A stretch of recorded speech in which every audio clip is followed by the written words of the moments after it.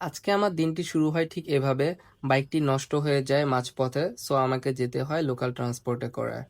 যেহেতু কমিটমেন্ট ছিল পারফিউমগুলো ডেলিভারি দেওয়ার, কেয়ার করার, সো আমাকে কষ্ট করে আসতে হলো। সো প্রথম ডেলিভারি ছিল 6 ml এর, যেটি একটি আপু অর্ডার করেছিল।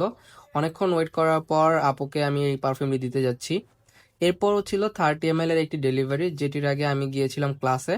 সো ক্লাস এবং কুইজ শেষ করে আমি যাচ্ছি হচ্ছে আপুর কাছে, যেটা 30 ml এর ডেলিভারি। সে আপু হচ্ছে নিচে ওয়েট করছে। সো আমি এসে দেখি আপু এখনো আসেনি। সো আমি কিছুক্ষণ ওয়েট করি, এখানে দেখি আবার প্রোগ্রামও হচ্ছে। সো এখানে কিছুক্ষণ ওয়েট করার পর আপু চলে এলো তার 30 ml এর পারফিউমটি রিসিভ করার জন্য।